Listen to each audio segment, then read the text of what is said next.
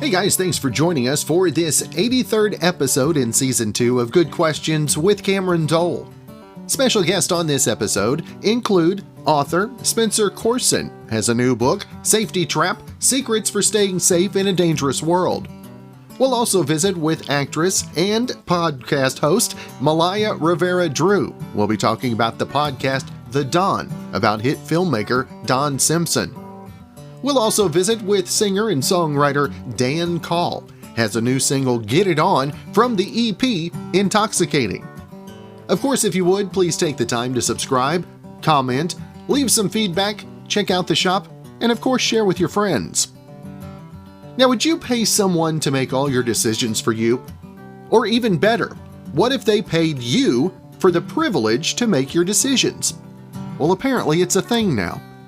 There's an app called New that lets you charge people $5 to vote and make choices for you, like what to have for lunch or who to go out on a date with. Then you just do whatever gets the most votes. Now, it's mostly meant as another way for influencers to monetize what they do, and they can charge more for specific things. Like a writer might charge $20 to name a character after you in their next short story. Or you could come up with a prank and pay a YouTuber to do it. Got the author of Safety Trap: Secrets for Staying Safe in a Dangerous World, timely advice, Spencer Coursen, on the line with us today. And first off, Spencer, appreciate you taking some time. Cameron, an absolute pleasure. Thank you so much for inviting me on. Now tell us, when did Safety Trap, the book, when did the idea first come up, and how long was the process to fruition? Yeah, so the Safety Trap, the title of the book, is a phrase I coined a few years ago when helping my clients to understand the false sense of security which occurs when our fears have abated but risk remains. Another way of saying that is sometimes feeling safe is the most dangerous thing we do. And the book is something, when the tragedy at Sandy Hook happened, and I had my parents both who were teachers, and I have family and friends who teach, when everyone was like reaching out to me and asking for help and guidance on what to do, that was really the first time that an idea for a book came into play. It was also when I decided to go into business for myself, because what I realized in that moment was that while not everyone will know the luxury of having their own protective detail, every single one of us deserves to be protected. And so I took the skill set, which had been predominantly deployed for the top 1% of the world, and started making those services readily available for the other 99%. And this book was the best way for me to reach the most amount of people. It's really a come for the story, but stay for the lesson guide on how to master the strategies for keeping you and your loved ones protected. Now, what do you think is the biggest misconception about the name, and also the ability for the average American to take care of themselves as well? Well, I think there's two things. One is that we have a tendency to shirk responsibility. We think that, if we see, someone acting outside the norms of everyday behavior, that's someone else's responsibility to report them. Or we also get another safety trap is overconfidence. We feel that we will be, able to exceed expectation, when in reality we most often falter to our lowest level of training, or avoidance, or complacency, or false equivalence. We think that just because I don't have as much money as my neighbor, that my neighbor's more at risk than me, when in reality the likelihood of success is the number one factor of target selection, rather than what the bad guy would be able to get. Let me give you an example of a common safety trap. Okay. If I was to walk up to you, maybe not you, but just walk up to a general person in a parking lot and ask them, "Hey, is your home secure?"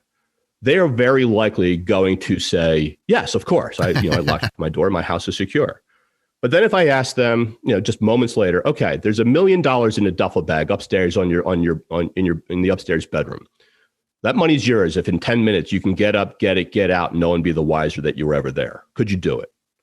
Now they're going, "Yeah, absolutely." So what changed in that 5 seconds? Well, what changed was they went from thinking about their home as a homeowner to thinking about their home as a bad guy. because now they're thinking, oh, well, when the kids come home from soccer practice, they don't always lock the garage door, or, my wife hates it when I stink up the guest bathroom, so she always cracks the window, or the sliding door on the deck, it's locked, but if you just kind of jimmy it a little bit, you can slide right in. So I could probably get in that way. Or, we lock the doors on the first floor, but not the second floor. So if I can climb up to the second floor and get in that way, boom, no problem. And all of those ways that you would break into your house are the exact same ways that a bad guy would break into your house. So there's a big difference between thinking your house is secure and knowing your house is secure. A lot of people just don't bother to lock 85% of home invasions occur because the front door is unlocked. So, we all need to participate in our own protection. Everyday safety requires the participation of everyone. And just having that healthy sense of skepticism and that moderate dose of vigilance is all most of us need to succeed in staying safe. Spencer, what would be the first step for a family to try to implement a safety plan for their family? So a safety plan is something that your family can put into place, whether that's to shelter in place or that's to get somewhere safe or whatever is best for your family, valuables, collectibles, whatever you want to do. But the most overlooked aspect of that family's readiness plan is family reunification. Everyone, has this misconception, this misnomer, this they kind of sabotage their own success because they expect everyone to be together when that chaos, when that bad thing breaks bad. So the first step should be is, hey, where is everyone going to meet up? How are they going to get there? Have a plan, know where to go, know how to get there. Because if dad's at work and mom's at work and the kids are at school, or it's a weekend and dad's at Home Depot and mom's, in the garden and the kids are with their friends, you need to know where everyone's going to go. Is it dad's job to scoop the kids and then meet mom at home? Is it mom's job? So you have to have that. You have to frame the expectation. You have to manage that expectation at the forefront so that when moments matter most, everyone's not running around like a chicken with their head off trying to figure out what to do. And by the same, you don't want, like you said, to be completely scared, but you do want to be realistic in your expectations as well. Yeah, absolutely. The likelihood of any of us being in an active shooter event, being in some kind of kidnap for ransom exploit, being in a plane crash, any of these things that we see on the news that raise our anxiety every day, the likelihood of that happening to us is very low. But that doesn't mean it can't happen because just because as soon as it is happening, the likelihood is 100%, which means that we can no longer afford to live in a world where we simply hope that nothing is going to happen and then solely rely on the first responders to save us once something does. Like I said before, everyday safety requires the participation of everyone, and being willing to participate in our own protection is a very simple, a very small cost to pay for the liberties and the freedoms which flow so freely from peace. That's right. And again, the new book, it is available now, The Safety Trap, a security expert's secrets for staying safe in a dangerous world. Spencer, I want to make sure and let folks know where to find more info about the book and anything you've got going social media wise as well, sir. Absolutely. The website is The Safety Trap. That is thesafetytrap.com. The book is available today wherever your favorite books are sold. It is available in hardback. I did the audiobook myself. It's available as an e-reader. Amazon, Target, Barnes & Noble, your local bookstore. I mean, I'm really trying to make sure that the local, I'm a big fan of local bookstores. So if you have the opportunity to go to your local bookstore, please do that. Go to thesafetytrap.com. You can find me on Instagram, Twitter, LinkedIn. I'm all over the place. My podcast is linked there as well. And, Cameron, I really appreciate you giving me the opportunity to talk to your audience. I really appreciate your support. And I cannot thank you enough for, just being the great guy that you are. Well, Spencer, I do appreciate that. Appreciate your time as well. And hopefully, brother, we can catch up again real soon. I look forward to it.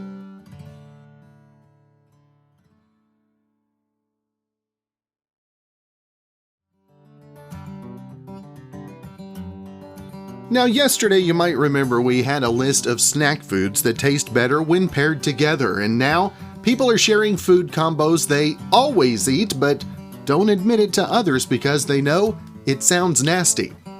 Now, some of the highlights or lowlights, depending how you want to look at it, are Oreos with sour cream and onion dip. Also, somebody shared Oreos in Hawaiian punch. How about a grilled cheese sandwich with jam? Orange juice in cereal? Salami with Nutella? Vanilla ice cream and sea salt chips? mac and cheese mixed with applesauce, ranch on spaghetti, which is almost the same thing as dipping pizza into ranch, but somehow it sounds a lot different. How about cottage cheese and Tabasco, straight out of the tub? And finally, hot chocolate with raw eggs. So I guess the boiling water cooks the eggs. We've got Malaya Rivera Drew, got a podcast, The Don, about hit filmmaker Don Simpson. We'll talk about that. And first off, Malaya, appreciate you taking some time this morning. Oh, it's so great to talk to you. I'm happy to be here. Thanks. Now, what was it about filmmaker Don Simpson that really inspired you and grabbed a hold of you with the idea of the podcast? Yeah, Don Simpson, I mean, everybody's heard of him. He was a huge Hollywood producer who produced the 80s classics like The Flashdance, Beverly Hills Cop, Top Gun. So I knew of his movies, but I didn't know that much about him. And the producers pitched it to me as sort of a Boogie Nights meets Wolf of Wall Street story, and which immediately grabbed my attention. And, it's a rags to riches story. This guy comes from nothing and he becomes the biggest film producer in the world. And he creates all these signature 80s movies. He comes up with the ideas, the music, the clothes, and he really defines the decade. He epitomizes what the 80s were all about. I was immediately grabbed. And then as we're exploring him, it becomes this story about an artist who becomes his own worst enemy. I mean, he had such talent and brilliance, but he also had demons, and his addictions eclipsed that brilliance. Now, what do you think was the biggest aha moment for you in the studies or in the research, I guess it would be, of the movies that he worked on and the stories that he shared? Well, I have to say that David Harris Klein is the writer and EP of this, along with Will McCormick, who also EP'd. And he did such a brilliant job with the research. And he also presents the podcast in such an original way that I think listeners are really going to love it. We didn't want to do it like a straight documentary. So it's a mix of narration and fictional reenactments, kind of like if you've seen like the American Crime Story, like the Versace series or The Crown. So it's based on true events, but we're recreating what happened, what might have happened. So it feels more like a TV series than a documentary podcast, I think. But in terms of aha moments, he really dedicated his life to hit the movies. What they say about Don is that he lived for the movies and ultimately he died for them, because he lived with this level of urgency and passion, the way he made his films. And so for me as an artist, I'm an actor, you can't help but find that passion inspiring, right? But on the other hand, learning more about him and his habits and his, incredible insecurity and his self-loathing, he behaved in sort of horrible, toxic ways. So there was a dichotomy to him. And that's always fascinating to me as I'm studying people or characters, especially through today's lens, and especially thinking that he defined Hollywood and a lot of the culture for a long time. And what do you think it would look like if the 80s were today with the social media and all that? I mean, there would be a whole lot less of the, wow, that really surprised me, right? Yeah. Oh my God, that's hilarious. What a great question. If the 80s were today, social media, I think our feeds would be full of neon and gold lame. I think that Don Simpson and a lot of his colleagues and pals and his cronies in Hollywood probably wouldn't have gotten away with a lot of what they got away with if the 80s were today. Because, social media has its good points and bad points, right? But one of the main things about it is eyes are everywhere. So I don't think they would have had quite as much, fun and been able to get away with as much. Now, what was the biggest inspiring story that you were able to cover as a part of the podcast that maybe you weren't expecting coming in? Yeah, it's interesting, and nobody's really covered this, but okay, so season 1 is 6 episodes, and we begin at the end. We begin with Don's death and his funeral. And Don was 52 years old. He died on the toilet while reading an Oliver Stone biography. So right there, that's just like an amazing visual, right? And in his bathroom with him, he had $60,000 worth of narcotics. And when the coroner gave his report, he said that he died of natural causes with 22 different pills in his system. 2 weeks later, the coroner changes his tune and says that it was Don's body was the most toxic corpse in the history of California autopsy. So there's kind of this true crime element that we uncovered, and nobody's ever uncovered this with regard to Don. We start to investigate the Dr. Feelgoods, all the doctors that were responsible for prescribing the pills to him. And that's obviously that touches on a whole new story that can fit into today as well. And that's right. That's right. Yeah. And for you to make it so pertinent to today, I mean, how important is that as an artist? Well, yeah. I mean, I think it's always about finding how we can relate the past to today, right? And so, for me, it's a story of an artist who is incredibly, plagued by his demons, and he's got so much self-loathing. And he behaves in a horrible and in a toxic way in many ways, but he also made some incredible movies. So, whenever you study a complicated, complex character like that, I think you can learn a lot. That's right. And again, the podcast, The Don, about hit filmmaker Don Simpson. Malaya, I want to make sure and let our listeners know where's the best place to keep up with everything on The Don and that you have going social media wise as well. Yeah. I mean, you can find me on Instagram at Malaya Rivera Drew is my handle. And then iHeartRadio, has been so supportive and has given us this tremendous platform. So wherever you stream your podcasts, and go to iHeart and check it out. There you go. Well, Malaya, it's been great to visit with you this morning. Looking forward to checking out the podcast myself, and hopefully we can catch up again real soon. Thank you so much. Great to talk to you.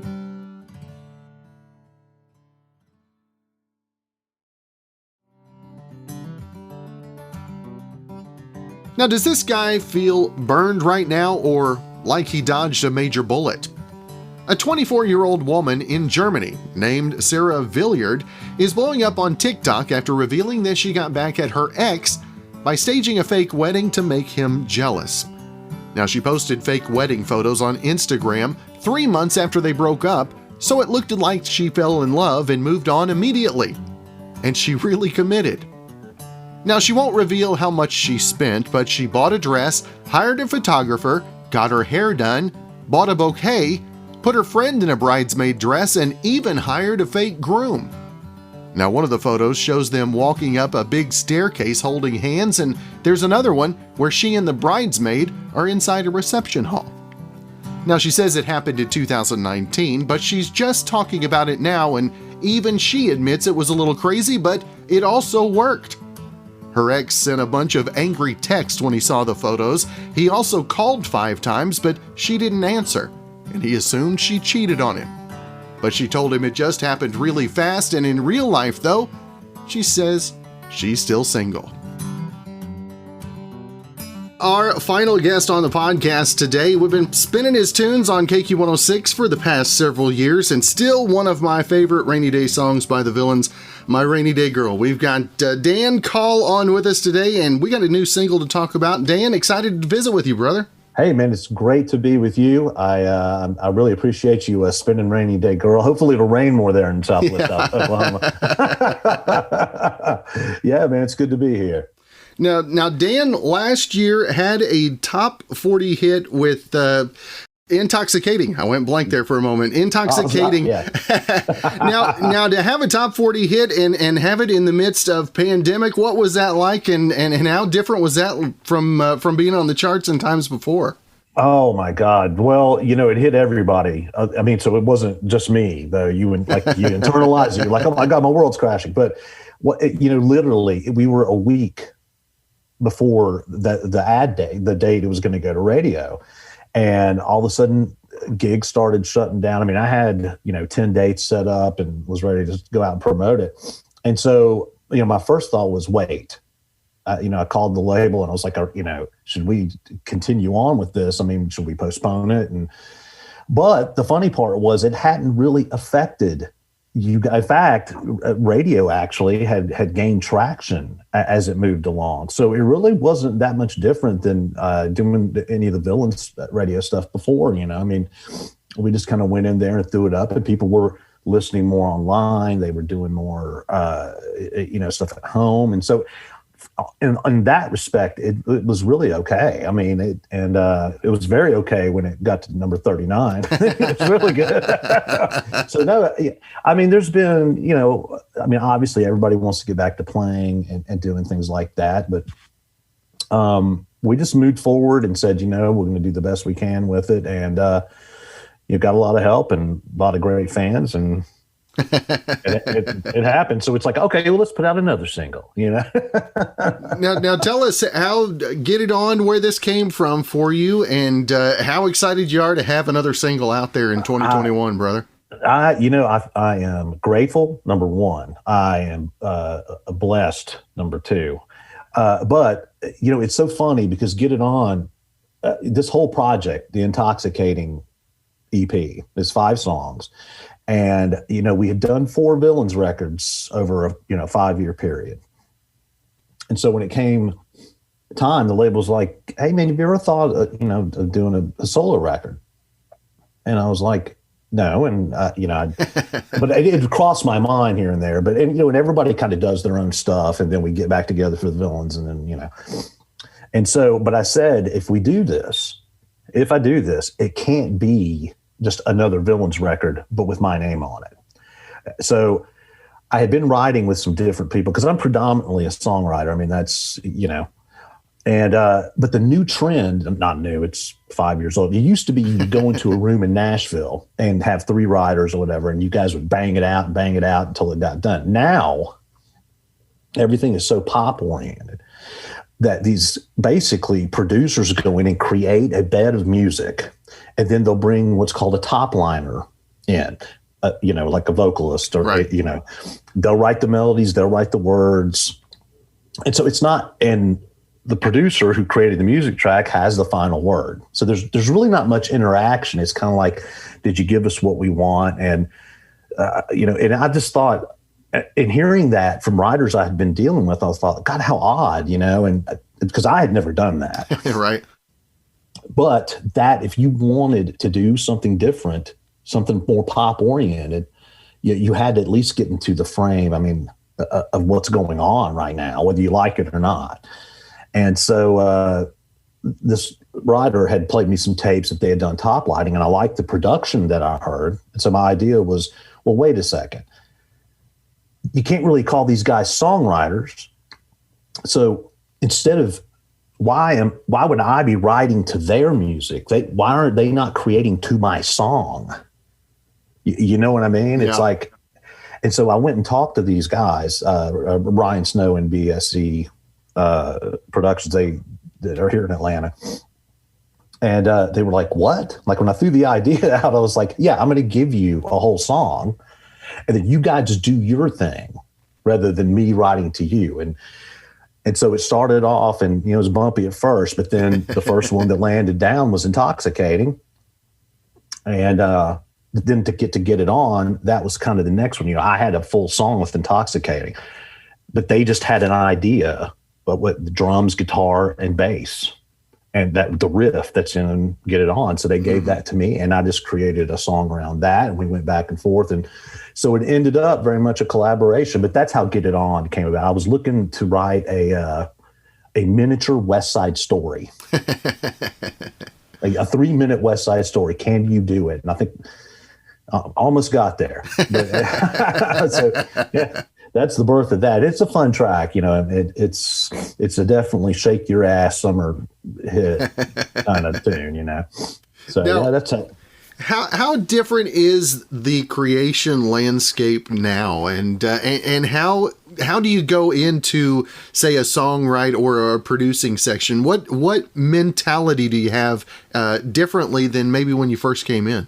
Oh, well, at first, when you're first doing it, starting off, and that is around the time, because I played in bands and stuff for years. I've always written tunes here and there. But when we started doing the Nashville thing, when I say we, what became the Villains, right? I would meet people and they go, let's get together. And so it would start out, it was organic. I'm not crazy about Nashville that way of doing it, but that's where I was at. So Right. I like it to be more of the like Bono approach. You're just kind of dropped into the middle of a scenario song. You know, Right. everything in Nashville is it's like very clever. You know, everybody's clevering. But you would go into a room with another writer, and somebody might have an idea, somebody might not, somebody may have 20, and you start banging around a few things till something clicks. With what happens now, you know, songwriters aren't making the money that they used to make. It's all about catalog now. So, Right. I mean, there's not many publishers that'll come in and just sign a songwriter unknown with no catalog. They can make money. That's just, it doesn't happen anymore. That used to be the case in Nashville. And even now it's, you know, so you have to, I mean, what I didn't want to do this top lining thing. To me, it just doesn't feel organic. Everything starts to sound the same and you're hearing it. I mean, there's basically no rock radio. Pop has invaded, everything trickles down from pop, even into country. Right. And so I thought, well, how can I do this and yet still be competitive? Because the Villains was we're a bunch of, you know, early 40s guys playing rock music and competing at adult contemporary. I mean, it was unbelievable. And it's because the songs were so strong. And that, to me, it comes down to that. So nothing's changed in the fact that it has to be the best song it can be. And you have to be realistic about what you're doing. You know, not everything you do is going to be great. Most of it's going to suck. Okay?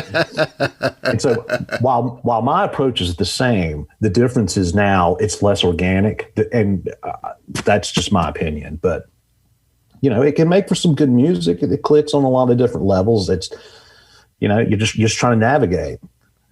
That really is what it comes down to. Now, the social media, I mean, how unbelievable is the social media response, especially this last 15 months? I mean, TikTok has blown so much music through the roof. I mean, I know you've got to have a little feeling on that firsthand as well, right? You know, at first I was like everybody else. I mean, we're not, you know, I'm no spring chicken. I'm not 1,000 years old, but I was just like, what in the hell is this? Like, it didn't make any sense, you know? And then you start, once Intoxicating came out, people started doing TikTok things to that tune. I mean, you know, and I would see it. I was like, oh, okay. I'm starting to get this now. And basically, the pandemic forced like Facebook and anybody that's doing live streaming into figuring out a way that, you know, they're not a listening platform. That, you know, they weren't. You can't just like make a mixtape of something, just play it on your Facebook. People were trying that, you know, and so you have to figure out different ways. So they did what they thought was best, and you get 8 seconds of a song if you're posting a story. TikTok, you get whatever 24 seconds. Right. And you're working within those parameters. That's how crazy it is. It's funny because I've got live stream shows coming up, and I was like, you know, this year with this new single, I want to do it to the backing tracks that are on Intoxicating, make it a full show video, and I would rehearse it in a mode to where you could only see me. I mean, where only I would see it, and every time I would go back to check it out, it would say, you have infringed on copyright laws. And I'm like, I mean, I wrote this. Well, I mean, I don't understand what's going on. And finally figured it out. And that was, you know, the platforms protecting themselves. So you're working within those parameters, the TikTok, and then there's girls all dancing around to different things. And you're trying to figure out where your place is in it. And I wouldn't say I'm the most social media savvy person. I mean, you know, I keep up with, you know, my Twitter, Facebook, Instagram. If it goes into TikTok, you know, it's a stretch for me. So I'm just trying to keep up, and it's tough, it's challenging, but it's kind of fun at the same time. Anybody tells you any difference, everyone loves looking at hot chicks dancing around to your tune. You know what I mean? It's like, I know, right? That's never ever hurts. And you know what? Not hot chicks. good looking guys, whatever, man, as long as you are jamming this tune, I don't care what it is. You know what I mean? Now, you talked about doing live stream shows, and I expect us to be in the same generation, same general time frame, Yes. age-wise. Social media, how challenging has that been? And the live streaming, getting set up for the shows when you don't get the feedback? I mean, I can't even imagine what that's like. It is very strange. And see, that's the other thing. Maybe I'm just like crazy, but like a couple of my guys in the Villains, they're so used to playing, acoustic cover stuff or, whenever they just have a plethora of stuff. So they just kind of, when the pandemic's, they just throw open their computer and press live and, hey, I'm playing for 3 hours, man, whatever. But me, I'm not really, that's not really my thing. I was like, if I'm going to do it, I want it to be at least as special as I can make it. Mm-hmm. Right. But yeah, I did 4 of them last year. It was like the live intoxicating at 9:45 tour, like 20 minutes each week for 4 weeks. And the second it's on, because I had the fog machine going, and all the stuff, and just like, all right. And but the minute it comes on, and you're like, all right, this first tune is Get It On, and then you're waiting, and you don't have time to look at. I mean, you're trying to do too many things, and doing a show, it wasn't like I was just going to stop in the middle of the song. Hey, Gary 42, man, thanks for being here. So it was very strange the first week. And, there's always technical things. And, this isn't like going into a fully staffed studio. This is you. And, we're not exactly the brightest when it comes to this stuff. It's like, oh, that's pretty gear. What a pretty guitar. But when it's time for the nuts and bolts, it's a learning curve. Anybody got a teenager around, a spare teen? It's like you're just sitting there staring at the screen and everybody's staring back at you. But no, it actually was really, really cool. And I tried to incorporate, like, I would do stuff off of Intoxicating. I would do a couple of Villains tunes acoustic, and then try to incorporate something, that like an 80s tune, or like, one week I did a Barry Manilow tune. It's like, takes a real man to play Manilow. I know, right? And just to try to keep it fun and to try to keep it interesting, because this is the thing. This isn't touring. So once you've done it once and people have seen it, you can do the same thing again, but it could be the same people. I mean, it's just not the same. Hey, Cleveland, you're the best crowd I've ever seen, and you can't do that all the time. So yeah, it's been a big learning curve, but again, it's been fun. And I think moving forward that the good news is once I'm able to start playing live again, the progression of learning this has got it to where I can go out live now. I can play Intoxicating in its entirety, full backing tracks, video backgrounds, doing different things, as long as the venue it can do it. And so you just, it hopefully it ends up mounting on top of each thing as you move along, And so we continue to grow. There'll be another thing, dude, brother. It's coming. Don't worry. and as pandemic was going last year, I mean, what was it like getting the responses back from the listeners, especially in the midst of everybody having so much darkness, to have a light with the song that you had out last year? Dude, it was, you know what? It was a different feeling, but it was great. People were grateful. Not that they're not normally, but they were even more so. Hey, thanks for doing this. I know it's a lot of work, love the tune, and that is extremely rewarding. When people are just like, what are our lives? Everything's so unknown, but in that moment, you're giving them something that's, that they don't have to worry about that stuff. Even if you were just out of tune and caterwauling and whatever it is. But, or they can put on a playlist on Spotify and Get It On's on there and Intoxicating. And then a lot of it's a good feeling to hear back from them and to say, that really, that made my day, that affected my day. And so it's it wouldn't seem like it's more personal, but it's almost more personal. Mm-hmm. You know what I mean? Yeah. But so I look, I think, and I don't think that's going anywhere. I think a lot of smart artists have realized this is a way to really get in there and speak with the people that care about what you do, how it affects them, and it helps you as a writer moving forward. We're all here, right? And so we just going to keep on chugging along. Now, how was your songwriting inspiration? Which way did you go? Did you go brighter or darker this last year? Actually, it's funny. It was naturally brighter, and it also, and I don't want to confuse anybody, but with the Villains, it's very much a rock band. I mean, we did our second record with Stan Lynch, producing it from the Heartbreakers, the Heartbreakers. Mm-hmm. And we made a rock record, and that's what the Villains did. A lot of the songs were written with Peter Stroud. He plays with, he's the band leader for Sheryl Crow, guitar player, mm-hmm. and great guy.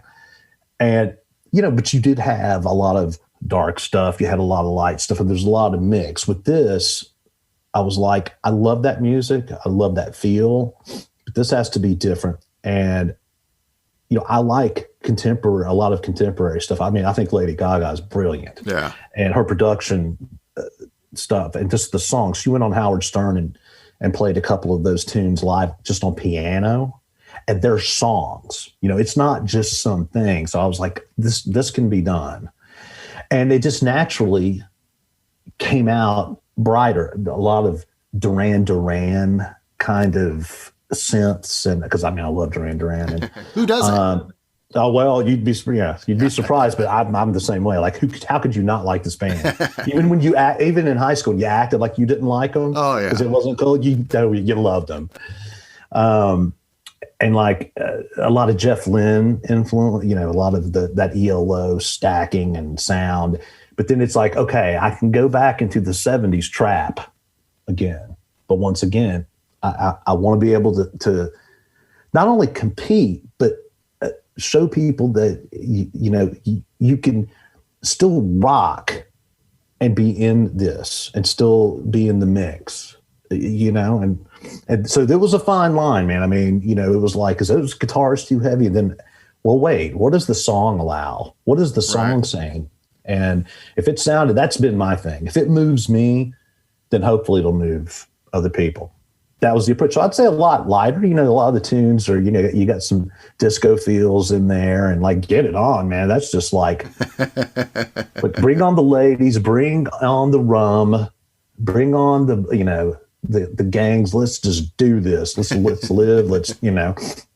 So I think it's brighter, and I think that's good for right now. That's what we need, right? yeah. Let's not go back to 92. We can do that at another time when everybody's happy. Yeah, give it a couple of years, right? Yeah, right. Now, Dan, if folks want to find out more information about the new single, your catalog of singles, the EP, upcoming dates, all of that stuff, where's the best place for folks to find that info out?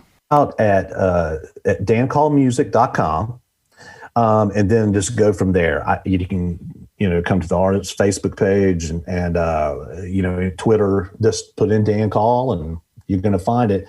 It's across every platform, Spotify, Apple Music. Just search for Dan Call, Intoxicating Dan Call, get it on, and you'll be shaking that ass in no time. Don't worry. Well, Dan, man, I appreciate you taking some time out of your schedule this week, brother, and I enjoyed our visit. And, brother, hopefully we can catch up real soon. I'd love that, and hopefully I can get up there to the beautiful Southwest Oklahoma. And, we played with the Villains. We played in Oklahoma City, opening for Little Feat. And great town. And then about 10 years ago, I did a little reunion with my hair metal band at Rocklahoma. Oh, yeah, up by Pryor, yeah. And that was that was wild. So I like Oklahoma, and it's the home of Quick Trip, which is like, we have them here in Atlanta. It's like, yeah. But I appreciate it, man. And anybody that's out there, look me up, hit me up, spread the word, and let's keep the rock moving. Well, thanks again for joining us for this 83rd episode in Season 2 of Good Questions with Cameron Dole. If you ever have a comment, question, or anything else you'd like to know, you can hit me up on the contact page at gqwithcam.com. You can also follow me on the socials, Instagram, Twitter, Facebook, and TikTok a little, at GQWithCam. Of course, if you'd like to help out in the funding for the podcast, visit our merch store. We've got hoodies, shirts, stickers, mugs, tumblers, all kinds of stuff at gqwithcam.com/shop. And if you have a special guest idea, email me, gqwithcam@gmail.com. Well, thanks again to our good friend Brandon Allen for coming up with our theme music. We're going to let him play us out and hope you guys have a great rest of your Tuesday.